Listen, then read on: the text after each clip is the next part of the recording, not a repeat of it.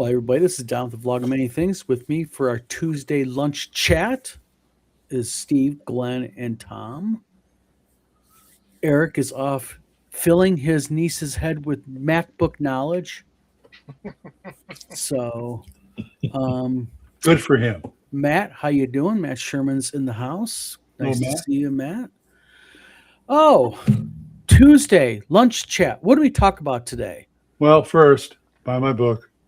By Glenn's book. One of these days, I'm going to do a Oh, graphic crazy. where I can have it like floating right along. Buy my book, buy my book, buy my book, buy my book. Echo, echo.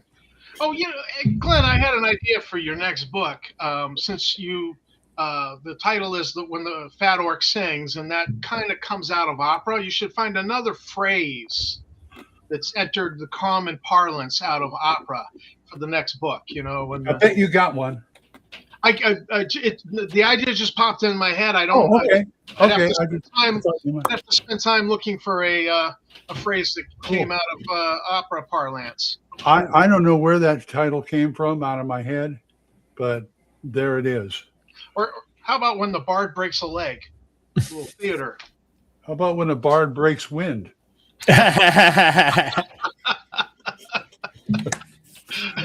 Well, shall we talk a little bit about Dan Frazier? Wait a minute, I got to write that down. Go ahead. Dan Frazier. Anyone know who he is? Who? Yeah, who I've is heard he? the name. He's the One Ring copier. Oh, really? Yes, he's the artist who painted over the One Ring. Oh, And nice. people are defending him, saying no, he didn't. And I can tell you right now, he copied over the image, just basically Photoshop it out. Because when you do them top and bottom above each other, there's actually parts of it that he left in on accident. Uh-huh. Yeah, he's definitely I don't know. I just don't think that he should be forgiven. Professional artists like that, he fucking stole somebody's work. Yeah, that's kind of a bad thing. Yeah. Yes. Show us the Well, pic. But see, this is what I'm talking about right here. Come on. Restream is rocking it. Let's do this. Let's get to the side here. Uh-huh. If you take a look at this, you see how this is the original image. See how the elven writing is right here? Yeah. Uh-huh. See it You right see it here? You know? Right. And then also you can see where he just tried to blur it out through here for this right here. And then the real one, the classic where it looks like an M right here. Uh-huh. There's no way that was on accident. You could tell it was done. He copied it. He photoshopped over is what he did. Yeah. I don't understand why people do this type of stuff. I mean, people are basically wanting his ass, and I don't blame them. You're a professional artist. You're being paid by WOTC to do this. And they're blaming Wizards of the Coast because I think they just want to hate on WOTC. It's not WOTC's fault. Yeah. No, people go, well, it's art director's fault. No, it's not, because the art director is not responsible for making sure you don't plagiarize. They're there to direct the type of art that they want, to make sure that you're following their vision and all that. I'm not saying he's not maybe he's a nice guy, but he came out and admitted what he did, but he only admitted it because he got caught. So let me ask Steve this, because Steve's he is a published author. You hire somebody to do artwork for your book.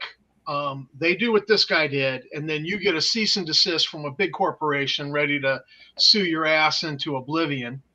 And what do you do? What do you do after something like that happens?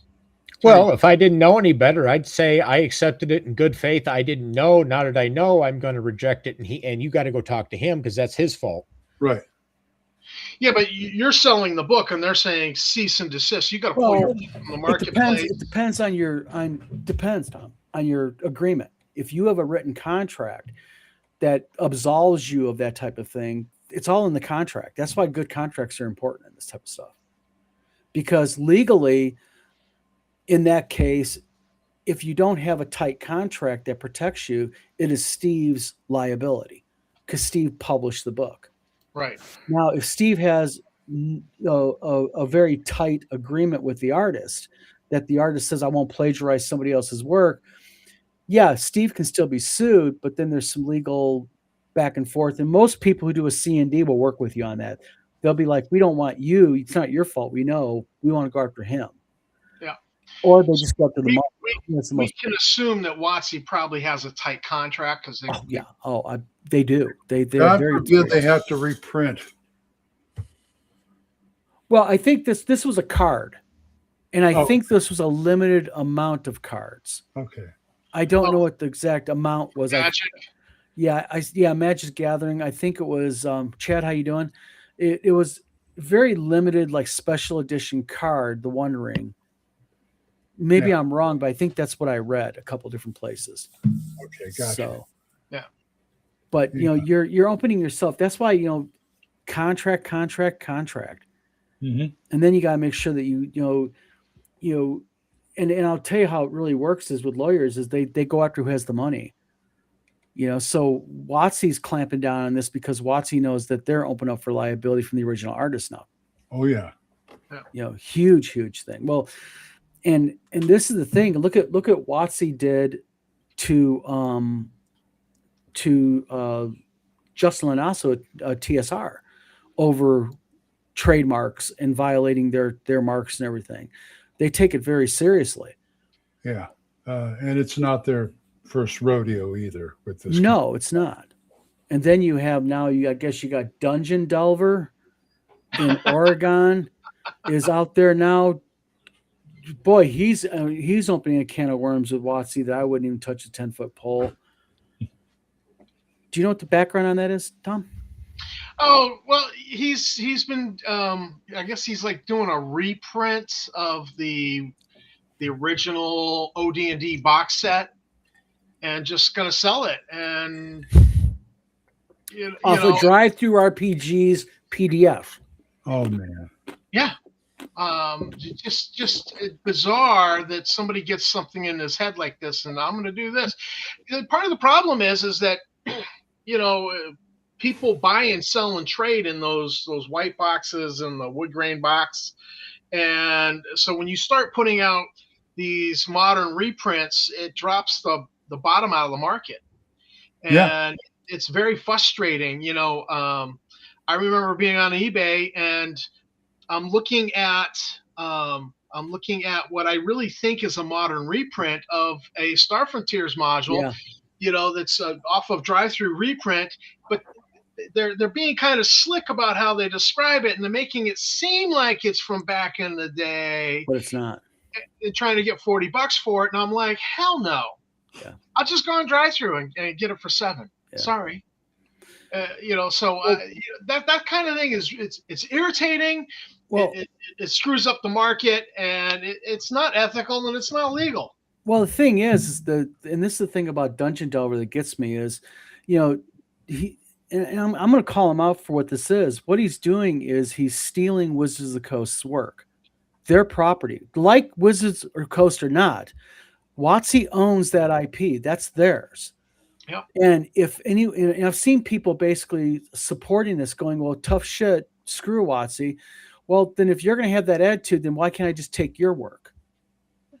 No, it's different because now I'm picking on you type thing. Mm-hmm. And what Dungeon Delver's doing is number one, he's running risk of being sued. He obviously has not done his due diligence on what Wizards of the Coast to the extent that they're willing to go. And not only that, but I think then you're also involving other IPs because I think Luke is loosely in control of some of that IP also because of his dad's name and Gygax and whatnot. Yeah. I mean, this is just like a convoluted pile on mess that he's opening. And what gets me the most is he's just openly proud of that he's going to do this. And it's like, dude, you're just going to take somebody else's stuff, reprint it because you want to. Sorry, I'm going to bet with Wizards of the Coast on this one. Times were back 40 years ago. If you were going to steal something, you kept your mouth shut about it. Yeah. Yeah, he's bragging about it quietly and hope it didn't get noticed. Okay, but now people are like, "Hey, I'm stealing this stuff," and whatever. Well, and the YOLO. thing is, what he doesn't get is he's gonna do this. And let's say he does it, he gets away with it for a while. It could be 2-3 years down the road. If WOTC gets wind of it then and goes after him, then what they do is they go after actual damages, perceived damages, and they can go after. It doesn't matter if he says, "Well, I only sold 50 copies." Does not matter. Our Right. damages, though, because of the level of exposure and the bottom market and future profits and all this other nonsense. And they have Hasbro lawyers behind them. Yeah. Chad says some people are bound and determined to learn the hard way. Well, I'll tell you what, bad. This is the day and age we live in, where people are like, I'm going to put my codpiece on the anvil and wail away on it with a hammer. It's just I don't it's just what bothers me the most is he knows this is wrong. I mean, he's not an ignorant, new to the thing, doesn't realize what he's doing. He knows this is wrong. He knows what he's doing is it runs the potential of getting him sued. And I'll guarantee if some entity goes after him in court, he's going to get online and play the victim. Yeah. It's like, you're not the victim here, dude. I don't care if the company is a multi-billion-dollar company. You're stealing their IP, their work, their property. Mm-hmm. It's like me going online going, I'm going to create me a YouTube channel called Dungeon Delver. He'd be mad, right? Yeah. I mean, what's wrong with me creating the dungeon, changing the volume things to Dungeon Delver 2.0? Well, he would be the victim. He's mad because I'm using his property. Mm-hmm. In the day and age when you had new TSR squatting on and they didn't learn from the previous folks who had tried to squat on Star Frontier's IP, and we're bringing it back. That company got a C&D and then they dropped it. And the fact that WOTC actually litigated the whole new TSR BS to the point. Well, because the reason why they did that is because they served LaNasa with a C&D. They did. Yep. And LaNasa countersued. He didn't even countersue him. What he did is he sued them first, thinking that they would not fight him because of Gygax was involved, because he had Ernie part of the company. Miscalculation, big time.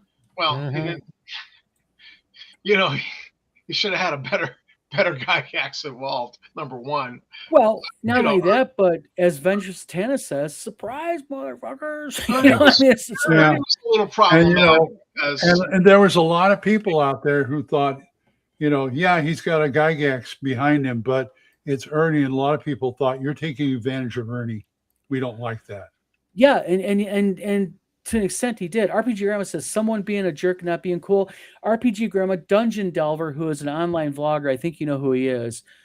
He announced the other day, I guess, that he is going to be putting out the white box set, which is basically he's reprinting from Drive-Thru RPG PDFs, and he's going to rebox them and sell them on a retail level.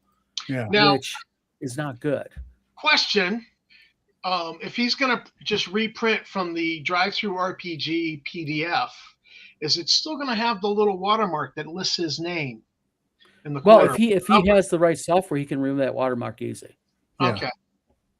Yeah, but I mean, does he strike you as the type of person who's going to be that thorough and that careful? No. Well, evidently he's really. as far as cooking the book to even think of this scheme. I mean, holy cow, that's not a smart thing to do, And I really hope he rethinks this, because he's the guy that Hovermail does his live streams for gaming with. What a combo, Nice. Yeah. So I don't know. I just think I'm just think it's not cool at all when you start. I don't care who the company is. Taking other people's IP is not cool at all. Yeah. And Hovermail, there's a name I haven't heard in a long time. Yeah. Sherman goes, he gave some away and donated some to cons to use in fundraising auction. Yeah, but the thing is, that's the whole point. You don't have the right to even give it away for auctions to sell. because when you buy that Yeah. single use, when you buy a PDF from Drive-Thru RPG, that's a single use license. Yeah. So if I buy, a 5e manual, I can give it to Tom for Tom to have and play, but I can't give it to Tom for Tom to auction off and make a profit off of, even if Right. it's for Well, charity. even if they do up a nice reprint and they give it for an auction and it auctions off for $1,500 or $2,000, and the people at the auction think that it's legit, that's wrong. Well, then you get into things like, well, that's fraud. Because how's he marketing it? Because I think I'm bidding on a geez, just look at this box set, this pristine. I think I'm bidding on an actual pristine box set from 50 years ago, and I'm not. And that's I don't want to be shelling out that kind of money. Well, it's like you mentioned eBay yesterday. Well, you said this earlier, a few minutes ago, about eBay, and I've seen this before where you look at someone's eBay auction and they've got, if it was an original, it would be a really high priced, rare module, but it's a reprint off a Drive-Thru RPG. But the way they photograph it and the way they word it, they're very careful where you can't go back on them with eBay. So it's just basically sucker, And eBay's almost a buyer beware type of situation. Could be. RPG Grandma is clarifying this. She says, my understanding is he is printing the box, but the individual must buy the reprint. But even if he's printing the box, he's still printing IP protected packaging. Yeah. Well, RPG Grandma says presumably it'll be marked, but the thing is, even if you mark it, you don't have a license to print it, even if it is marked. Mm-hmm. Unless he goes to Wizards of the Coast to get a license. Deal. And there's not going to happen. Ain't no ways they're going to do that. Well, yeah.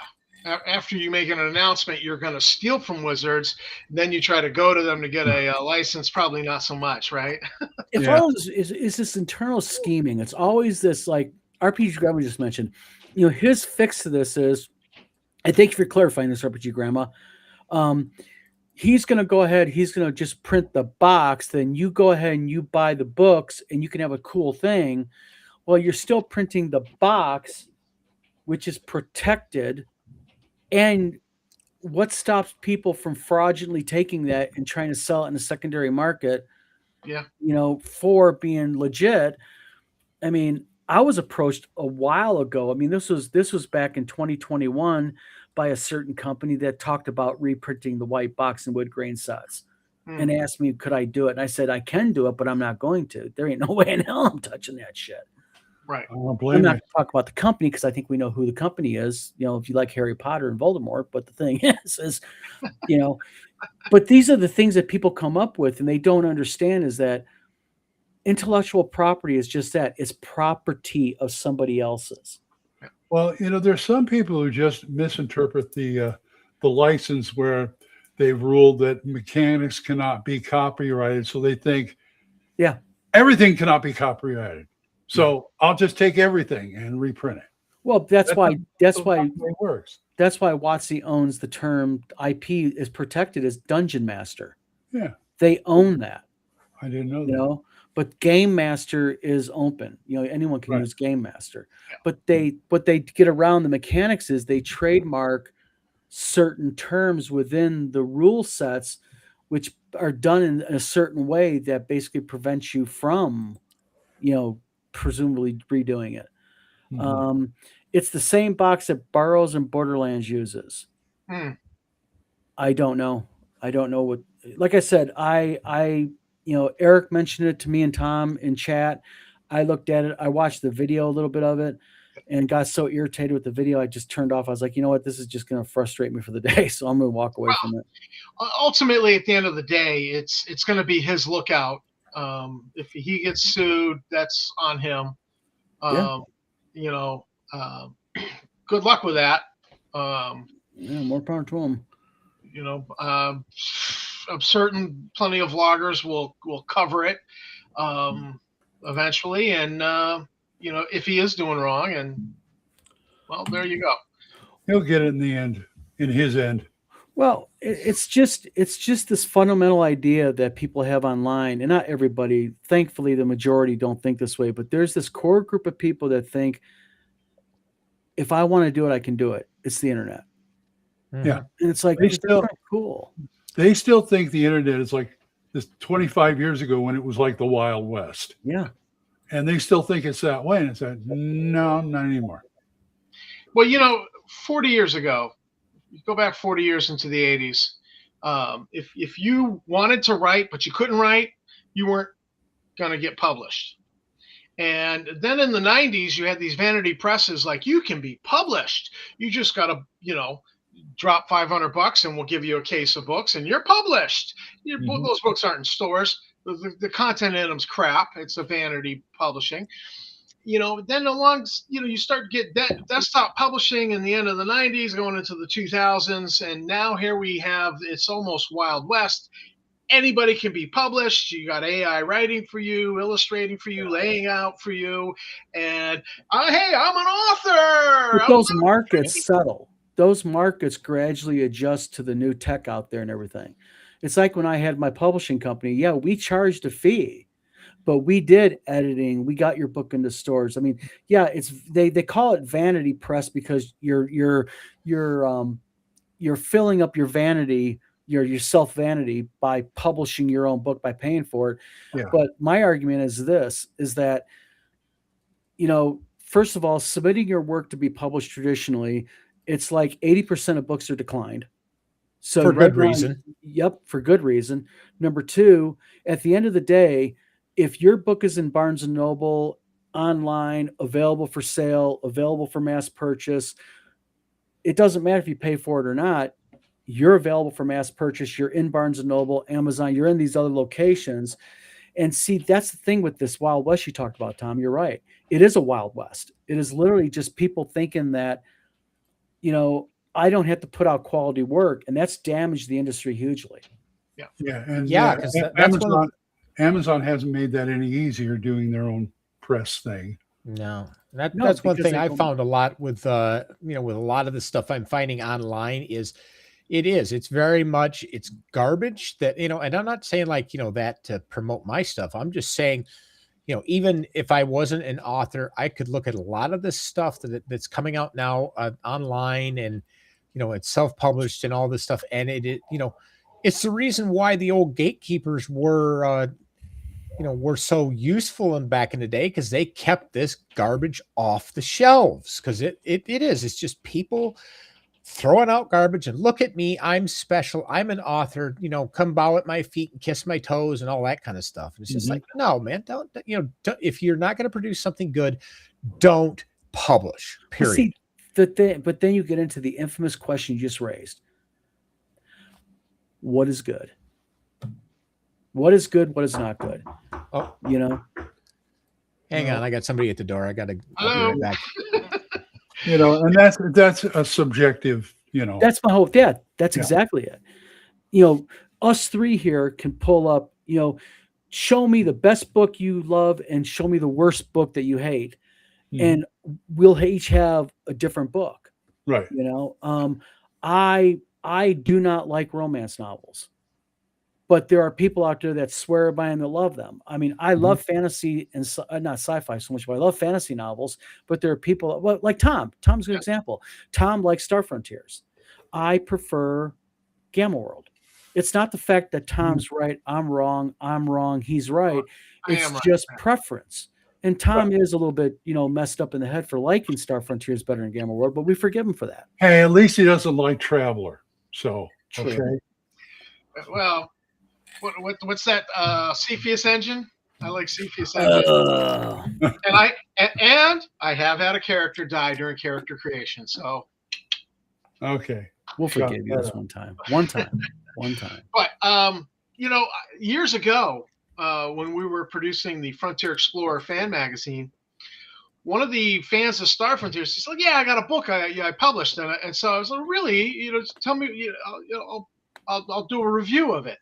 And so I ordered his book off of Amazon, got it, started reading it, and was like, "Oh my God, I cannot put a review for this book in our magazine, because our magazine was explicitly that we were trying to be family friendly. We weren't going to put anything too graphic, in it, even though it's just you might only interact with it as a PDF.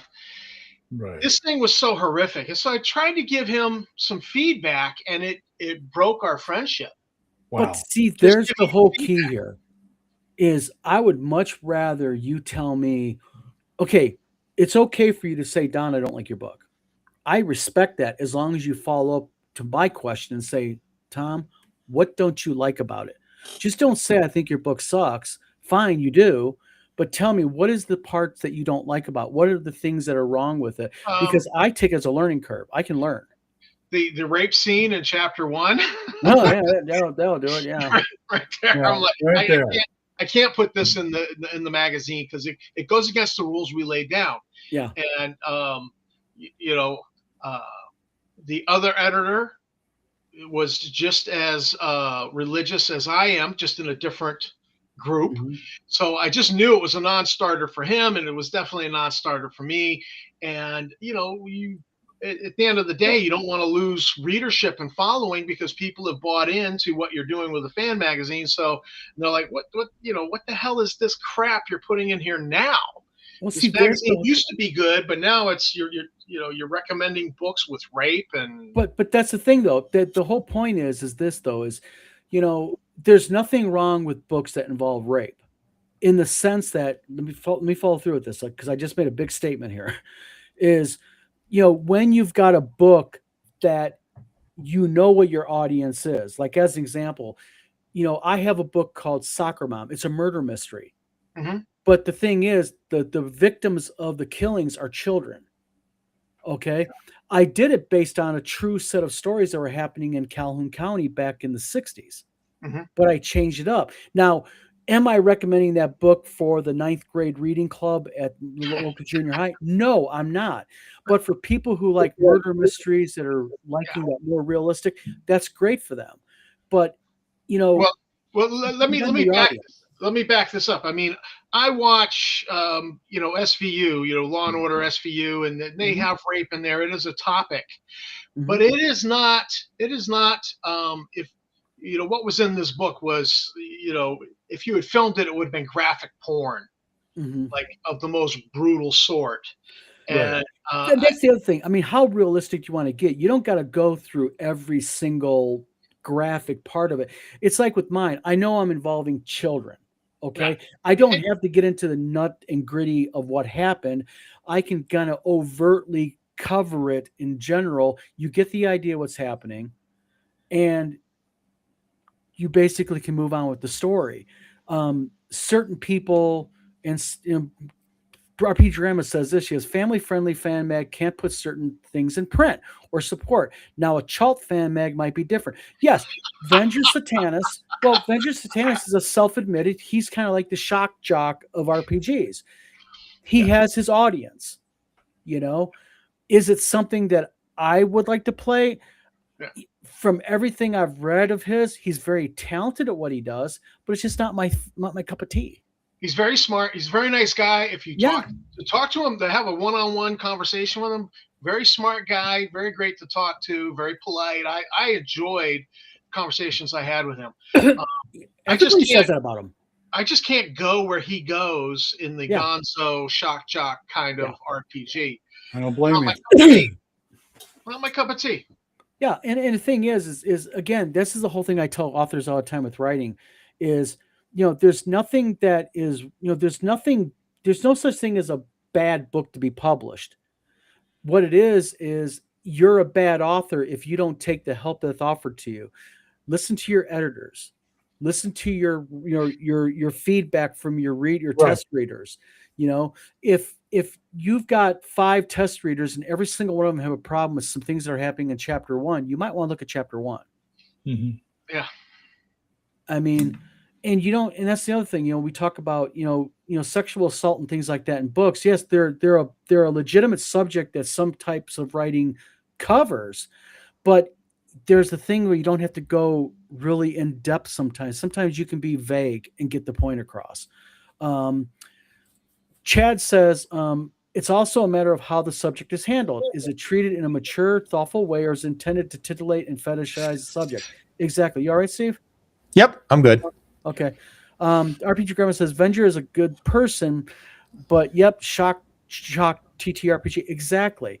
So Well, you gotta have at least one person out there who is the Howard Stern of the RPG space. yes, and then you have people like Steve who just don't understand the basics that lizards can't purse their lips. Oh, Steve, how many years ago was that? What was that, like 10 years ago, 15 years ago? That Something was? like that, yeah. Well, I just found another NPC for my second book, a talking lizard that pursed its lips. That's right. Steve got hit pretty hard by that reviewer too on that. That reviewer was upset. Wow. How dare you try to do something that isn't realistic? RPG Graham makes good points. RPG Graham says vague is sometimes better. My dad used to say this about the sexualization on TV and such. My dad used to say that, for him, a woman who is scantily clad is far more sexy than a woman who is butt ass naked. I've heard Because that it a lot. leaves you kind of to your imagination. Mhm. I think that the same theory with writing is when you write, you can get to your point, and sometimes being vague is even better because you're not giving that reader quite as much as they want, and it makes them want to read on. Yeah. Mhm. So it's all always- just subject matter. Always hold a little back. For Yes. next time. Always hold a little back. So speaking of, it's just kind of a general question. Steve, we'll go around the proverbial table here. What are you currently working on? What's happening in Steve's world as far as writing and books and such? Well, I'm working. I'm finishing posting. We'll be finishing posting over the next 2 weeks. The rest of Mage Fall 1 over at Royal Road and Scribble Hub, and then I'm also working on the follow-up book for that. I'm right now. I'm just building the initial stories for it, so that's probably not going to be ready until fall. And I've got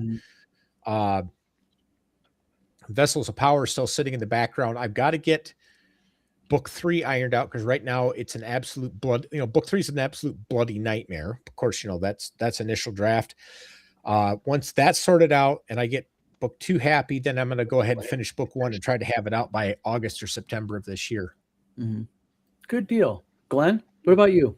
Well, like I said, I promoted my first book. The second one is I've got pretty much a basic, start the book type thing in my brain. I'm trying to get myself back into the fugue I did when I wrote the first book, which is basically just write the damn thing and just, I know I'm going this direction. Well, let's go this direction and not worry about it and try to make it. I was going through when I was doing this, it was like, okay, I'm going this direction. Got to make it make sense. Got to make it make sense. And it made sense in the end. Mm-hmm. And it's like, well, work in progress. Let's see if it happens again. Good deal. Like that. Plus, I got another Apple Pencil, and I'm going to be studying digital artwork. Nice. On Procreate. So nice. Tom, what about you? Well, actually, Tom Stevens, who runs a server out of his own home, who has kept Star Frontiers websites up on the web for years through his generosity, just managed to figure out what was going on with the starfrontiers.us site. Real quick, can I guess? It was something minor, and he got it back up on the web. And so I was on it 2 days ago, and I found some stuff that I had posted I'd kind of forgotten about. And I was like, this is a great adventure. I thought it was something to do with Java. Something was deprecated, gone now. PHP out of it's data. a Drupal. It's a Drupal. Drupal. It's a version of Drupal that's really out of date. Drupal is out of date, period. Well, whatever it was wrong. It was kind of minor, but he got it back up. So I was hitting the starfrontiers.us forums and looking at some of the old posts because I really miss that website. And I came across an adventure that was the last TSR campaign was the Beyond the Frontier campaign. That is now history. Tom, real quick, what is the website called? Starfrontiers.us. Starfrontiers.us. .us. It's now back up. Tons of great content. So I made 2 posts, and I was like, this is a great campaign. And so I actually spent yesterday the entire day writing it up, getting Gemini to do the science and the math for me on population numbers. All right, if there was 100 people starting this outpost, it's 80 years later. What's the population? Have it do the math, because I don't do good math. Yeah, it's definitely a dated website, but I bet you this is just a treasure trove of info in here. God, there's so much there. So I actually have a module. I'm like 90% done, and I know what I'm doing with the last 10%. And I was working on that today, but then this show interrupted. Dun dun dun. Oh man. So it's a Star Frontiers Alpha Dawn Nighthawks campaign adventure. And my working title is On the Edge of the Expanse. Nice. Well, good. So RPG Grandma's an old hand at that website too. She collaborated with me many times on the magazine. Nice. High respect and appreciation for RPG Grandma. Well, it sounds like everybody's busy. That's a good thing. Well, trying to stay busy anyway. Mm-hmm. But so good. We got this because I remember before it was all messed up, but it seems like it's working pretty good now. Yeah. And looking at the last post in the open discussion, the last post was made 18 years and 39 weeks ago. Whoa. The first post was made, and the first post on that website was this. It said, frown, frown, frown, frown, frown, frown, frown. That's all it is. August 7th, 2007 at 7:11 a.m. This is for .us? Yep. I don't think the last post was made 18 years ago. No, the first post. The first post. 18. Okay, yeah. You have general forums. I'm looking at it right now. The general forums. I went to the first post all the way back, and it is literally frown, frown, frown, frown, frown. It's like almost he's testing it, probably. Yeah, it was such a great place to collaborate with, because people would talk about something and then you give your perspective, somebody else would chime in, and I just ate all that up because I would steal from everybody's ideas and then come up with new stuff all the time. And since that website is just kind of dated and old and nobody goes there anymore, I'm forced to. But why? Brainstorm with one, because it's slow. Well, it's on old code. But if it's old and it wasn't working, that's probably why people stopped going to. But people know it's working now; they probably start using it again. Well, there was this evolution where people just started going to where's Eric? Discord. Discord, yeah. Yeah, they're going to Discord and Facebook more, and it just got slow, and it was near impossible, I guess, for the full site to be done to a more up-to-date code and keep all the old features. And I was pretty adamant that I wanted certain features kept that I really liked about that site. Well, I mean, the thing is it's people like those are just treasure troves. That website is should be archived. It really needs to be protected and archived. And those databases should really be backed up and just locked where people can't get into them unless just to view them, because that's those websites are just gems. Yeah. Yeah, because just bouncing around 2 days ago, looking at it caused me to go, oh, hey, look at this content.